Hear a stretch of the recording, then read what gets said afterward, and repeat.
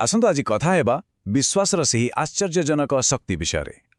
ଆମେ ଏକ ବହୁତ ପୁରୁଣା କାହାଣୀ ଭିତରକୁ ଯିବା ଆଉ ଦେଖିବା ଯେ କେମିତି ବିଶ୍ୱାସ ଜୀବନର ବଡ଼ରୁ ବଡ଼ ସମସ୍ୟା ଆଉ ବିପଦ ସମୟରେ ବି ଆମ ପାଇଁ ଏକ ଢାଲ ଭଳି କାମ କରିପାରେ। ତେବେ ଚାଲନ୍ତୁ ଆରମ୍ଭ କରିବା। କେବେ ଭାବିଛନ୍ତି ଏ ବିଷୟରେ? ମୋତେ ଲାଗୁଛି ଆମେ ସମସ୍ତେ କେବେ ନା କେବେ ଏହି ପ୍ରଶ୍ନର ସାମ୍ନା କରିଛେ, ନୁହେଁ କି? ଯେତେବେଳେ ଜୀବନରେ ହଠାତ୍ ସବୁକିଛି ଓଲଟାପାଲଟେ ହୋଇଯାଏ, ଗୋଟେ ଝଡ଼ ଆସିଯାଏ, ସେତେବେଳେ ଆମେ କ'ଣ କରୁ? ତେବେ ଏହି କାହାଣୀ ଭିତରେ ହୁଏତ ଆମକୁ ଏହାର ଉତ୍ତର ମିଳିପାରେ।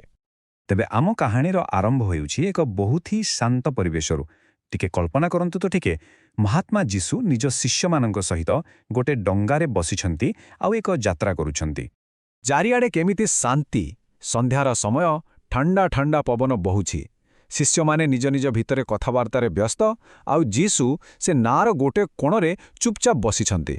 ମନେ ହେଉଥିଲା ଯେମିତି ସବୁକିଛି ଠିକ୍ ଅଛି, କୌଣସି ବିପଦର ଆଶଙ୍କା ହିଁ ନାହିଁ। କିନ୍ତୁ ଆମେ ସମସ୍ତେ ଜାଣିଛେ, ଜୀବନରେ ହେଉ କି ପାଣିପାଗରେ ଶାନ୍ତି ସବୁବେଳେ ରହେନି। ଆଉ ଠିକ୍ ସେୟା ହିଁ ହେଲା। ହଠାତ୍ ସବୁକିଛି ବଦଳିଗଲା। ଆପଣ କଳ୍ପନା କରିପାରୁଛନ୍ତି ପରିବର୍ତ୍ତନଟା କେମିତି ହେଲା? ଯେଉଁଠି କିଛି ସମୟ ପୂର୍ବରୁ ଶାନ୍ତି ଥିଲା, ଦେଖୁ ଦେଖୁ ଆକାଶଟା ପୁରା କଳା ମେଘରେ ଢାଙ୍କି ହୋଇଗଲା।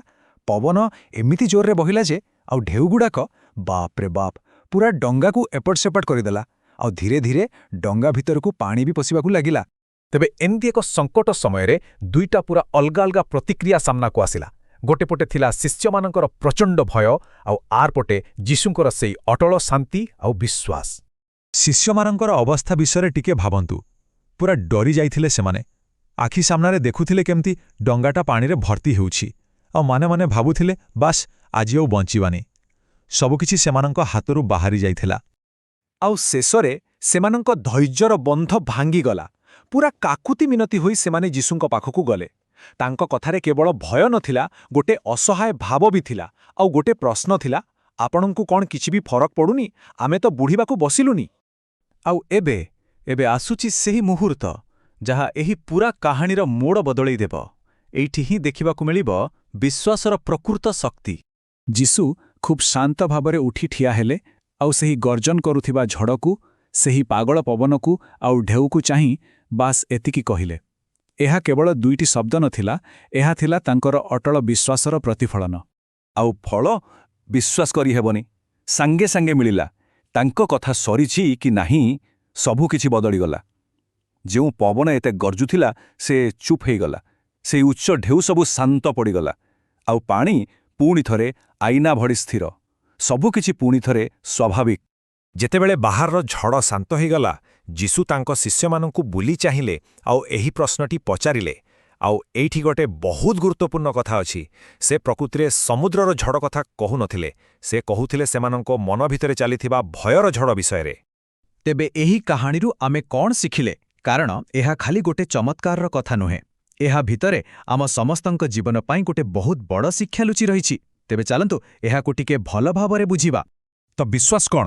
ଏହି କାହାଣୀ ହିସାବରେ ବିଶ୍ୱାସ କେବଳ ଗୋଟେ ଭାବନା ନୁହେଁ, ଏହା ଏକ ଶକ୍ତି। ଏମିତି ଏକ ଶକ୍ତି ଯାହା ଆମ ମନ ଭିତରକୁ ଶାନ୍ତି ଆଣେ, ଆମ ଭିତରେ ଥିବା ଆଶ୍ଚର୍ଯ୍ୟଜନକ ଶକ୍ତିକୁ ଜଗେଇ ଦିଏ, ଆଉ ସବୁଠୁ ବଡ଼ କଥା ହେଲା ଆମକୁ ନିର୍ଭୟ ବନେଇ ଦିଏ। ତେବେ ଏହି ଶକ୍ତି ପାଇବାର ରାସ୍ତା କ'ଣ?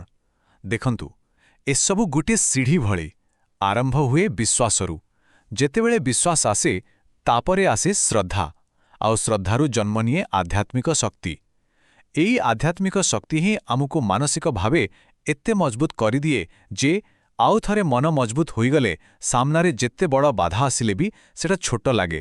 ତେଣୁ ଯଦି ଆମେ ସବୁକୁ ଗୋଟିଏ ଲାଇନରେ କହିବା, ତାହେଲେ ୟା ହେବ ଯେ ବିଶ୍ୱାସ ହିଁ ଆତ୍ମିକ ବଳର ମୂଳଦୁଆ। ସିଧା କଥା। ଆମର ବିଶ୍ୱାସ ଯେତେ ଦୃଢ଼ ହେବ, ଆମ ଭିତରର ଶକ୍ତି ସେତେ ଅଧିକ ହେବ। ଆଉ ଏ ଶକ୍ତି ହିଁ ଆମକୁ ଜୀବନର ଯେକୌଣସି ଝଡ଼ର ସାମ୍ନା କରିବାକୁ ସାହସ ଦେଇଥାଏ। ତେବେ ଶେଷରେ ପ୍ରଶ୍ନ ଆସି ଏଇଠି ଅଟକୁଛି। ବାହାରର ଝଡ଼ କେତେ ବଡ଼ କି ଭୟଙ୍କର, ସେଟା ପ୍ରକୃତ କଥା ନୁହେଁ। ପ୍ରକୃତ କଥା ହେଉଛି ଆମ ନିଜ ଭିତରର ବିଶ୍ୱାସ କେତେ ଦୃଢ଼। ଏହି ପ୍ରଶ୍ନର ଉତ୍ତର ଆମ ସମସ୍ତଙ୍କୁ ନିଜ ଭିତରେ ଖୋଜିବାକୁ ପଡ଼ିବ।